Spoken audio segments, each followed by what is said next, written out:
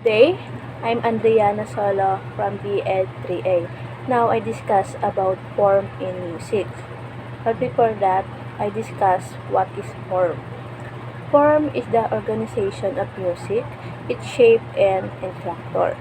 It's simply how the various parts of a song or piece are organized. Dahil sa kanta, lalo na yung mga composer, may iba't iba itong way kung paano kakantahin, kung ano yung tono, lalo na yung mga lyrics na dapat kantahin ng mga awit.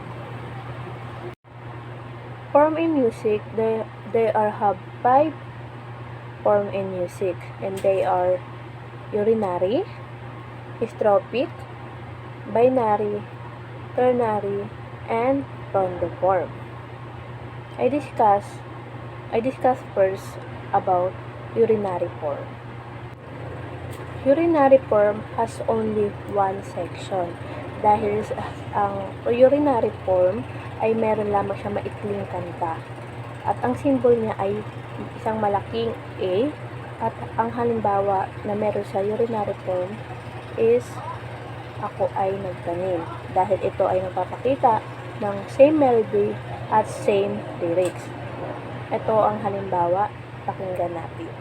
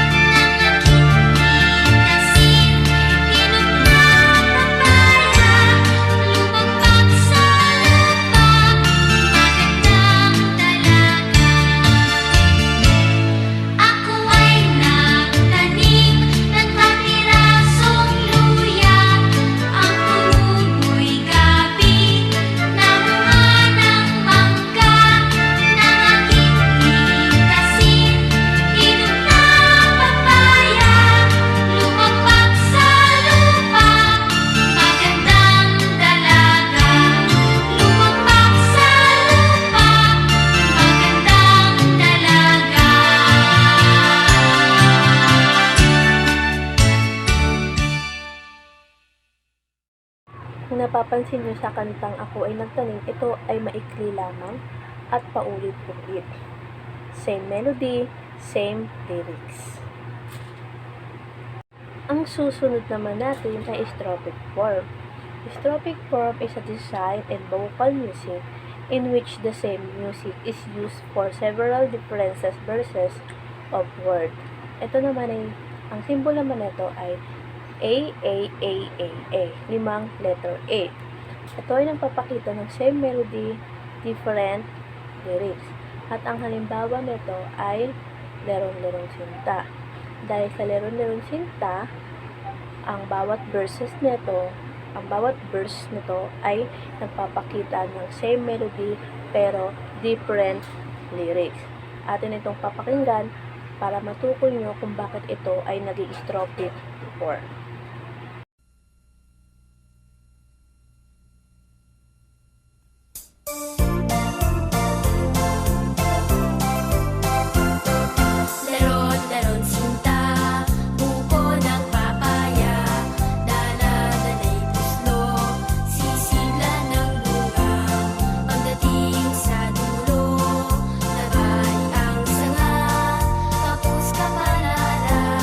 Humanap ng iba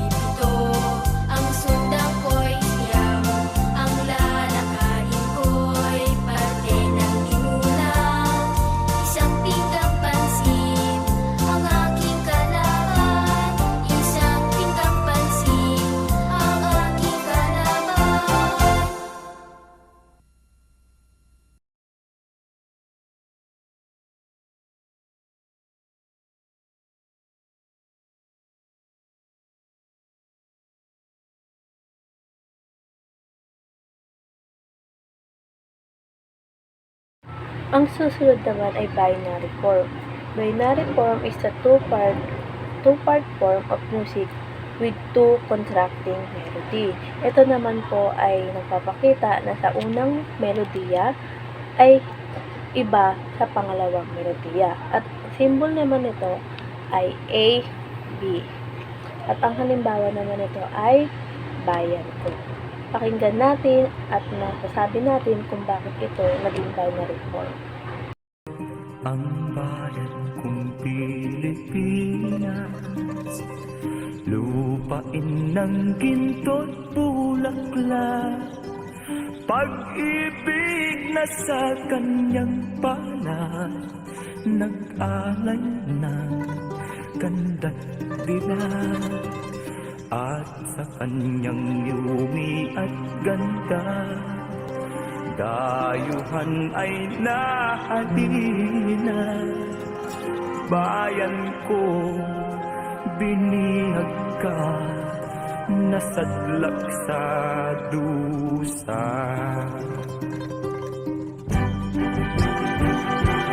Ibon mang may layang lumipad, kulungin mo at umiiyak.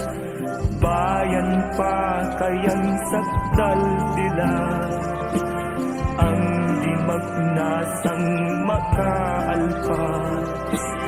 Pilipinas kong minumutya, pugad ng luha at dalita, aking adhika, makita kang sakdal laya.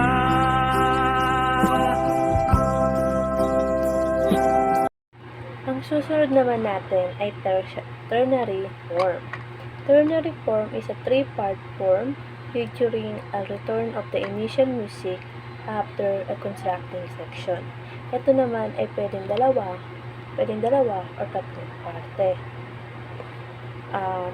Dito naman sinasabi dito na ang kanta ay depende kung ito ba ay may dalawang parte or may tatlong parte.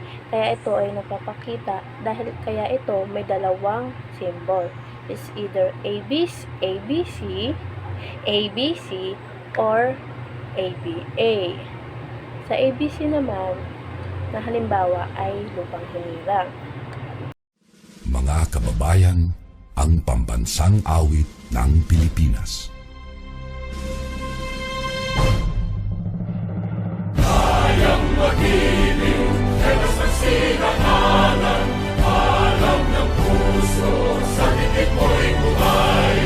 Lupang hinirang, tuyag ka ng magiting, sa manlulupin, di ka pasisingil, sa nagatang tutok sa simoy at sa langit ng bagaw, ay hinatang tula, kawin sa pagkayang minamahal, ang isang ng matawad mo'y tagumpay na nag-iingin, ang bituin at araw niya kailan pamay di magtitingin. Luha ng araw ng walhati pagsingka, buhay langit sa piling mo. Aming ligaya na pagkay mga aking, at mamatay ng dahil sa'yo. At ang sunod naman na symbol ng ternary form ay ABA. Ang halimbawa nito ay tinikling. Bakit nga ba sinabi na ang tinikling ay halimbawa ng ABA symbol? Dahil ito ay nagpapakita ng pag-ulit ng kanta.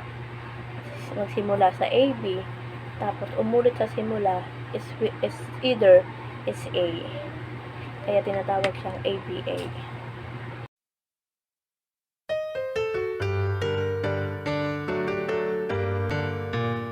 Kay saya-saya ng piknikan sa bukid, ibon at alamay pawang umaawit. Masarap ang hangin kay ganda na langit, may tula at awit sa agos na batis. Kay magsayaw, umindak sa tugtugin, mga palakpakan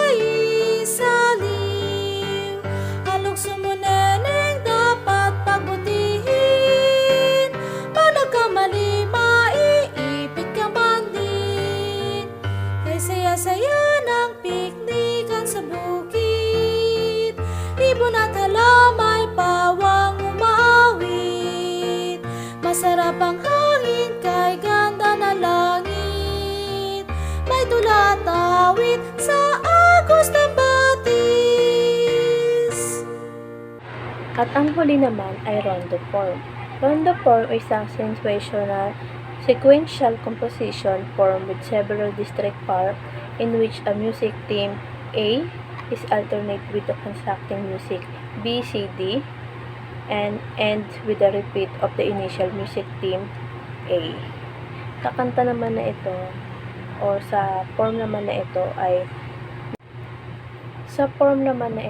ang symbol niya ay ABA, CA, ...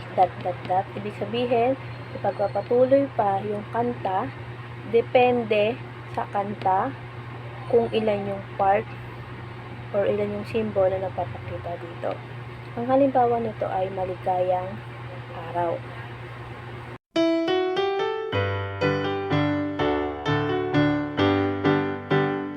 Maligayang araw at oras ng pagdating, bilang pasalubong ng nayon at bukirin.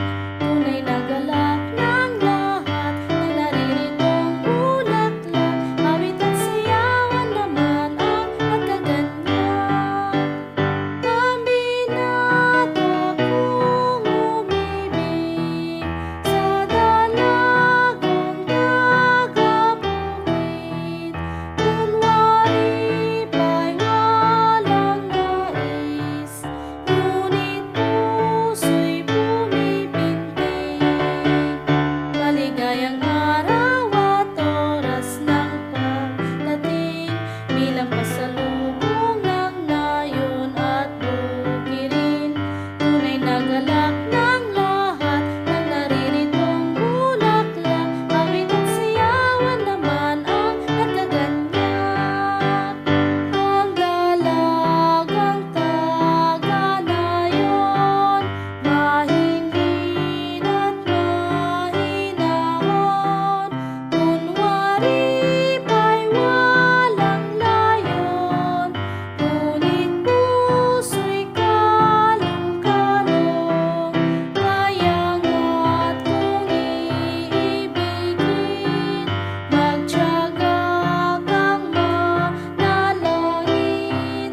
Kung hindi mo susuyuin, lalayo ang pagtingin. Maligayang araw at oras ng pagdating, bilang pasalubong ng nayon at bukirin. Tunay na galak ng lahat ng nariritong bulaklak, awit at siyawan naman ang nagkaganyak. Awit at siyawan naman ang nagkaganyak. At diyan nagtatapos ang ating talakayan ngayong araw at sana ay may natutunan kayo about sa form in music or sa Tagalog ay anyo ng musika.